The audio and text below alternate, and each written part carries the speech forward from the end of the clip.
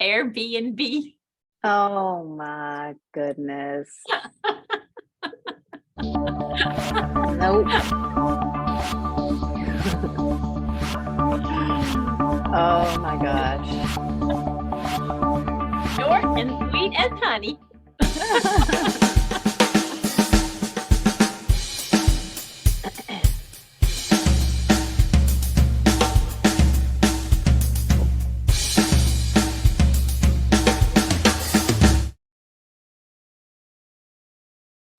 Good morning. It's Wednesday on the Daily Huddle, and I'm here with my co-host, Kathryn Sabol. We missed you last week. I hope you had a fabulous time away.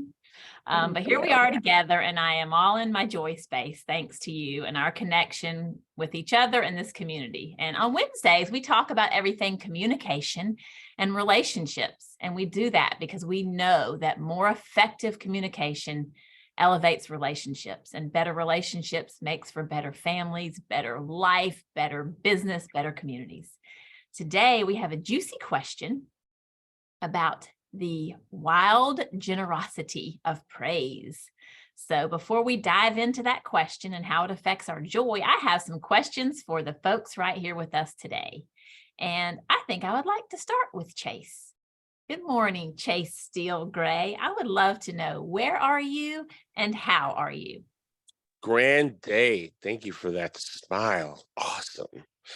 I am right here, and I went crazy just now. What did you say? What was your second question? Where are you and how are you? My mind is on so many things today. I am right here in the present, and I am exactly who I say I am today. And today I am very, very excited. Ooh, I love that. I would love to know the details around that, but we'll save that for another time. Yeah, I'll get back to you, Heaton. I'll get back to you. All right, awesome, awesome. Rashida, I saw you pop on for just a minute. Don't hide from me. Tell me this morning, what time is it and what are you grateful for? The time is now, right now. It is. And I'm grateful. I am so grateful to the universe for awakening me this morning. I am so grateful for life itself. Oh, I love that. I love that. I know some people that say that every morning. Thank you for sharing that. One last question, and I think I'll ask Fareed. Tell us this morning, who will you hug today? I will hug myself today. I love myself. And I will be good to myself today. Oh, thank you for that beautiful reminder. Sometimes we need to just hug ourselves. If I don't do yoga, I don't do that. So thank you for that reminder. I want to dive in now to our question of the day, and that is, what does it mean to be wildly generous with praise? And so, Kathryn, we've been talking about this for the past few days. I want to take it to you and help our audience to understand what we're talking about and why it matters. Yeah, I love this. Well, why it matters to me is something that you taught me, actually, Tara, because you're really good at this. You will call me.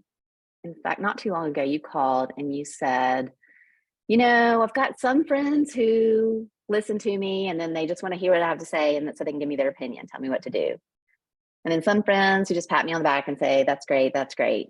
And you said, you talking about me specifically, listen to what I have to say, but you don't have a huge opinion, you don't judge, you just give space for it to just be there. And you really appreciated that. And when you said that to me, I was like, I didn't know that. I didn't know that I do that. And that's a way, there's two things in there. One, to be wildly generous, one, to call out of the blue. Often I don't know if you're like this, but like when somebody calls to say something, give me a huge compliment or something, it's like, I've just spent time with a friend who was in need, or, my neighbor just had surgery and I took over food, and wow, you're so kind, you're so thoughtful, so it's usually around something like that, which is lovely. I mean, it's amazing. But you, out of the blue, just because you were thinking of it, will call and say something really specific. And so it got us thinking and talking about, because I think a lot of people don't know what they're really good at or what makes them who they are in the eyes of other people. unless we hear it, and unless we pay attention, like, wow, I didn't know that. I mean, I guess you're right. I do that. I listen to you. I don't have any opinion about what you're saying, but do guide, or, maybe I have some opinions, fine. But like, wow, what a great gift, because then I can hone that and say, wow, that's something I'm really good at. Now I can go do that somewhere else. So you do the 6 strategies of joy, and this is one of them. And what you say in there is that to be really specific. You didn't call and say, you're just a good friend. Thanks. Yeah. And that would have been nice too, but you gave me really specific feedback about like, oh, you're really good at this. All I know is it felt great. I remember it. It won't go away. And it shone a light on something about me that I'm like, wow, I can do more of that and help other people. So that's what we're talking about generally. We've got a lot of good stuff to say about this, because our conversation was really good and juicy when we were prepping for this. But tell me about what it means for you to be wildly generous with your praise. Well, I have built this as a practice. So it's very intentional for me. And the reason for that is it would be really easy for me to say, oh, I really appreciate your friendship. You're a good friend, Kathryn. That's easy.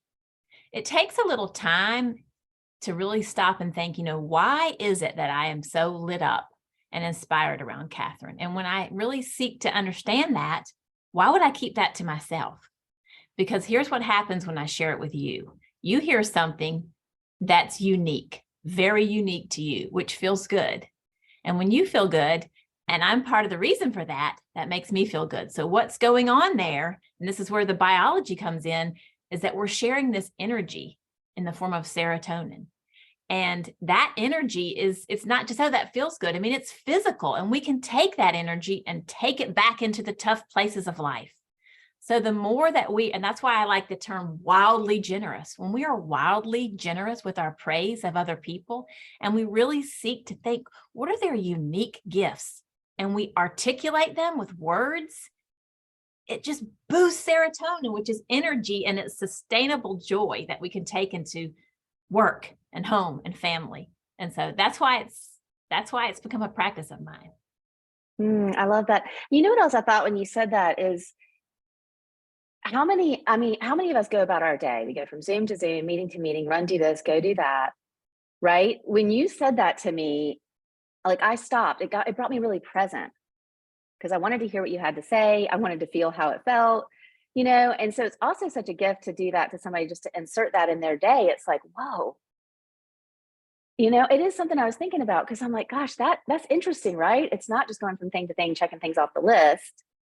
It was like, wow, it was a moment in time that really brought me present. And so, and I think you have to be present with another person to be able to articulate that. So it's such a gift, like you said, to both people, the person who's giving it and the person who's receiving it. Yeah. Do you know what this makes me think of? And it's a little bit embarrassing, but I'll share it anyway. When we were preparing for our last retreat that we put on, we did some rehearsing, and at some point you talked about how I had served you to help you be a person that you're more proud of. And then the second time we rehearsed it, you left it out. And I'm like, wait, you remember? I said, put that stuff back in about me. But why? It felt good. It was very specific. It wasn't like, oh, Tara's a great partner and friend. It was very unique, specific. Yeah. And you know what? Like, why do we want to be around other people? Because they make us feel good. Yes. We don't want to be around them because of their money or because of how they look, or, any of that stuff will be fleeting if we are around people for those reasons, but the people we're drawn to, that we really want to spend time with, your partner, you want to be with them because they make you feel good. You have a good time together, you laugh together. And so I think that's part of what you're describing. It's not only are you making yourself more attractive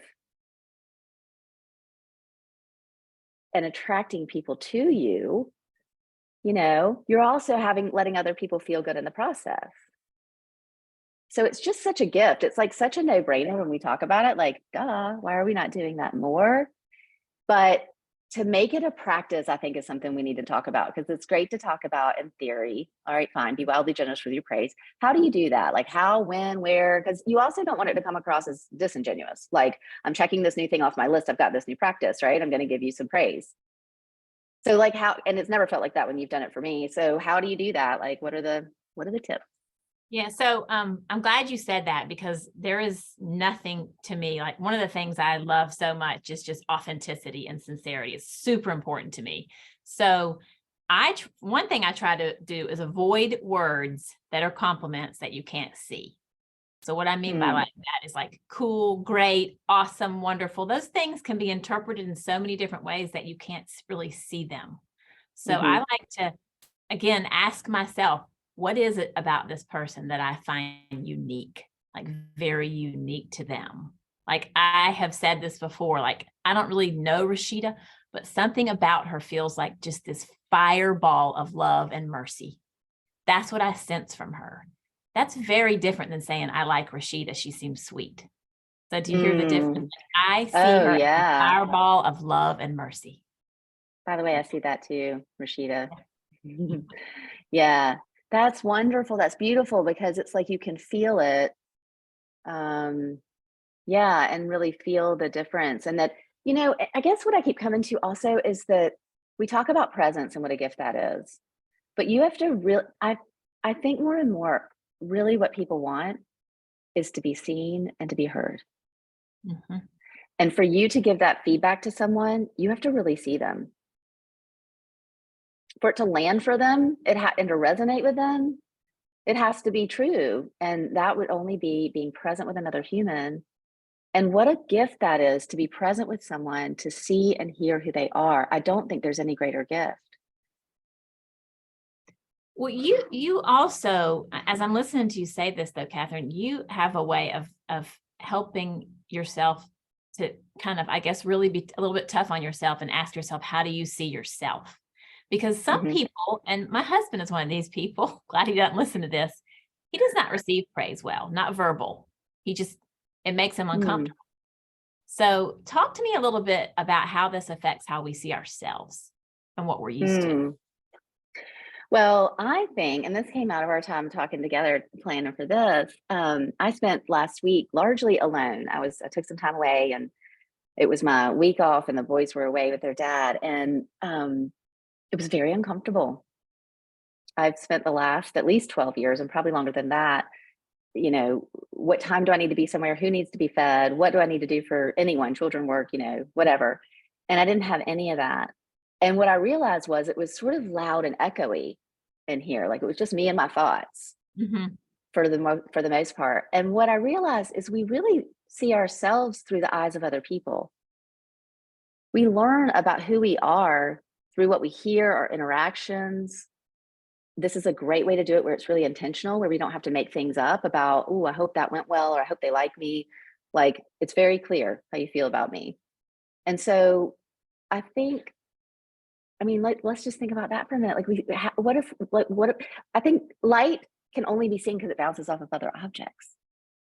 What if we are light and we are just bouncing off of other objects, like other people, and they're reflecting back to us who we are? Like, why not hold up that mirror and be such a beautiful, positive reflection of who each of us are? I mean, there are times in the day where I'm like, why would we ever do anything different? Now, of course, we all do, because we get in places and we have feelings and all of that. But like at the end of the day, why not just reflect something positive back to someone and create more joy in the world? Such a great reminder. It takes me back to years ago, and I've told you this before, like in some of my toughest times, I just somehow dug my foot in the dirt, metaphorically, and said, nobody will ever break my spirit, because people have the ability to either elevate your energy or diminish it. I mean, we all have that. And we have to surround ourselves with people who see the best in us and remind us of our gifts. I think in the book, I think this is from the book, The Four Agreements, he says, and I don't remember his exact words, but basically that our words can have positive magic out into the world, or negative magic into the world. You know, meaning that like I can create a positive impact and something beautiful, or especially think of children. Some of those kids remember that one thing the coach said to them that one time, and it changed the trajectory of their life. You're not good enough to do that. Or you know, you can plant seeds that can be, you know, I don't know if rotten plants is the right thing, or beautiful flowering plants. And so I think about that with my kids all the time, and any kids. Sometimes I have boys come over here. I mean, boys are rowdy and I'm just like, brr, but I'm like, they're children. Whatever it is I say needs to have something that, like to just foster that. Because I believe we all are good and at the heart of who we are. We may be mean and do bad things, but I think we are all good and deserve to hear that. So let's talk about that for a minute, because I think you're shifting a little bit away from something that could be really helpful to everybody who's listening. And it's this. So I'm a words person. I write, I read, I express verbally. That's my very number one way to communicate. But some people are like, that's not comfortable for me. I'm not comfortable in telling somebody that they're a fireball of sun and light and love, but I still want to express praise. So, how do children do it? Children don't have big vocabulary. You're leading, aren't you? You're leading me to a story that you want me to tell. Oh, well, so the other night, and this little one is actually homesick today somewhere in the house, but he came in and was asking, because we're doing the retreat, and I said this weekend is the retreat, so we're going to have to move the house around, etc. He says, tell me about your business venture. I want to know. And so he asked him some really great questions, and I was telling him about it, and how much profit do you want to make? And like, oh my goodness, my little businessman. 10-year-old, right? And he's 10, yeah. And at the end, he said, now, why do you want to? I said, I wanted to make so much profit that we could travel whenever we wanted to, and I could schedule my days, and I could walk to pick you up from school every single day. I do that as much as I can, but sometimes I have meetings and I can't do that. And his little self lit up like a light bulb. And he said, you mean we would get to spend more time together? And he started running around the room. And it was the greatest gift I could have ever received. For two reasons. What better gift than for somebody to want to spend time with you, especially your child? And secondly, to your point, it was a way of expressing praise, love, all of those things with words that weren't like, you, to your point, like you're the best mom on the planet. It was more just like, I just want to be with you. And that's how some people express it. And so now I'm going to ask you one more follow-up question. Knowing you the way I know you, why was that especially meaningful to you? I mean, you'll never forget that. No, never. Well, one of my biggest hopes, dreams, desires, and also one of my biggest insecurities is being a good mom. Like, that's all I want to do. You can write it on the epitaph, I'm good. Like, I am good. But I worry about that a lot, and I'm trying not to, because I think the worry sometimes is not useful and not grounded in reality. It's just thoughts spinning. But to hear that was an affirmation that I'm doing something right.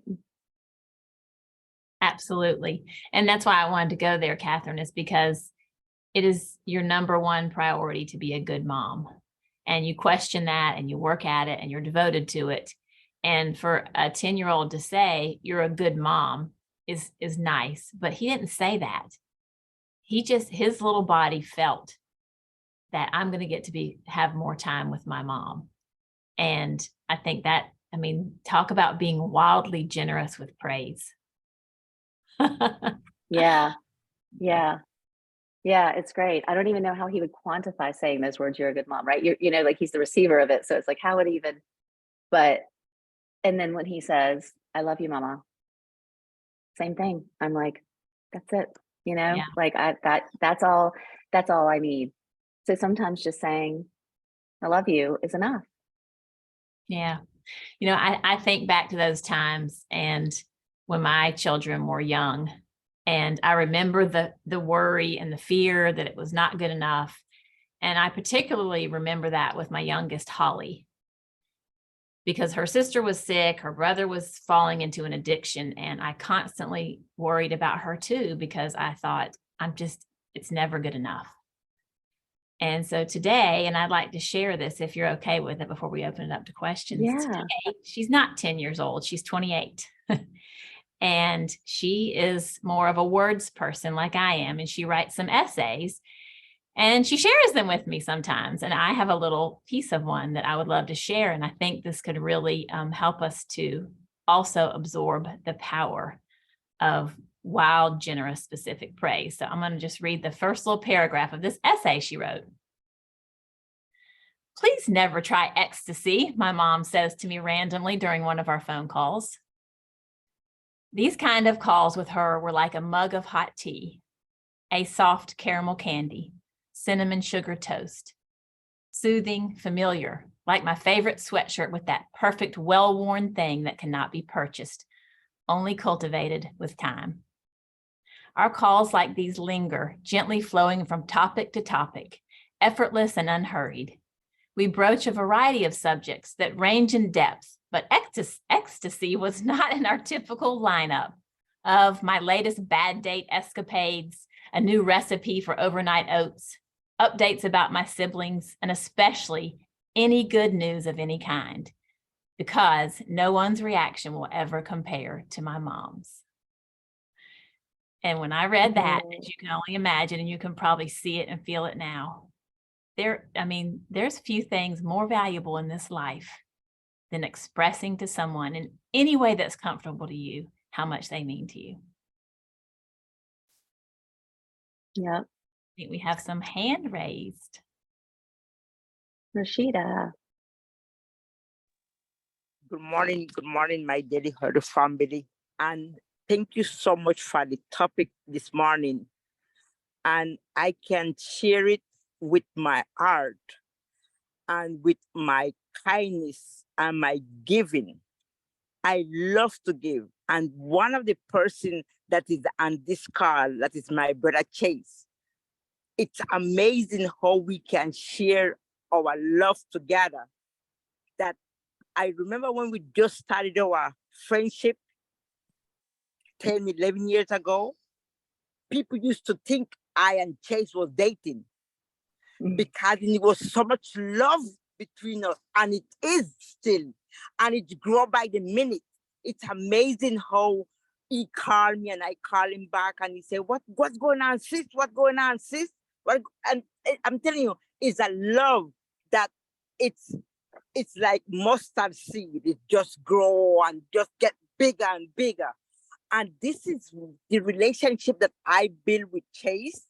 And mind you, I didn't even know that I build relationship, a spontaneous relationship. And why I say this is because yesterday I got a call from Barbados. And why I say this is because this lady was on a Zoom and I share my information, and she called me yesterday to say, I meant to call it 2 weeks ago. And I said, why? She says, the impression that you left in me, it was amazing. He said, the love, the charisma, the person, the way you express yourself. And I didn't know that it was so much that I give back to people. And I love it. I love it. And it's unconditionally. No string attached, no anything. It's just this giving. And mind you, I have 3 girls and 1 boy. And every time they're into a Zoom connection together and they say, you want a result or you want an answer, just call mommy. Call mommy. She have the solution for everything. And if she don't have the solution, she's gonna find you one. And it's amazing to know that we are here on this planet just to share, not to be selfish. And this is what I know. I am not selfish. I am a giver and loving person. And with that, I'm out, but I'm still here, loving you all, guys. Thank you, Rashida. It's beautiful just to hear that people see in you what you hope that they would see. Right? Absolutely. Cece. Good morning, everyone. Thank you so much for being so generous with the words. I believe that if I didn't hear good words from people or even speak positive good words and affirmation, I probably wouldn't be as productive as I am today. You guys are the example of what true edification and love is toward each other. And when you share that, as well as the poem that your daughter wrote, it was such touching to the heart. And, you know, today I really desire to be a good person and say good things all the time, no matter what the circumstances are. So today was a wonderful experience of listening to you guys, and thank you so much. And I really appreciate you guys. You're doing an awesome job, and I pass. Thank you, Cece. You always bring such wonderful, positive energy. And I love it. I'm always so appreciative of that. Yes, I have to say, I mean, that was very specific, wildly generous praise from you. That, I mean, the energy and love I feel from you right now, I can carry it into my day. And that's what we were just talking about. So sincerest, biggest, giant hug and thank you to you. Yeah. Sorrel. Good morning. I hope the two of you and the rest of the world can hear me. Can you hear me well? You can. Yes. Awesome. I want to acknowledge you, Kathryn, and you, Tara, for being the personification of motherhood. You are the type of mothers that are so good at it that for you, it's never over. There's always the next thing you're exploring about how you can be loving and generous and good to your children. And in doing so, and in sharing it with us, those who are mothers, those who are not mothers, those who have friends, those who don't have friends, get a taste of what it is to really be generous and loving. And you're always that to people.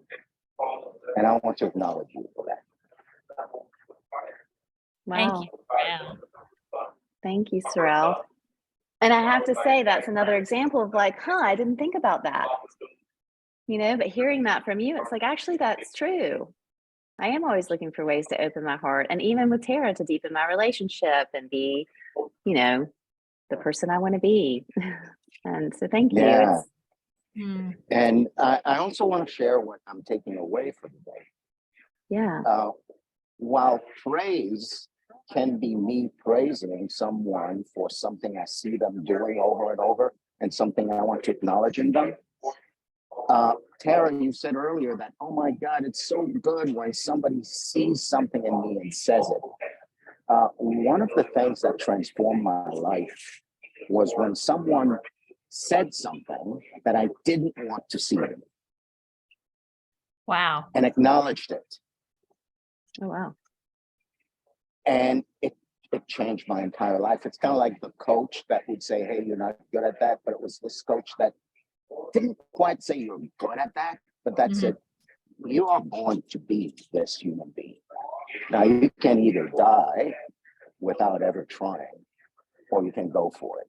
So there's this form of praise and acknowledgement that actually creates a new human being with another.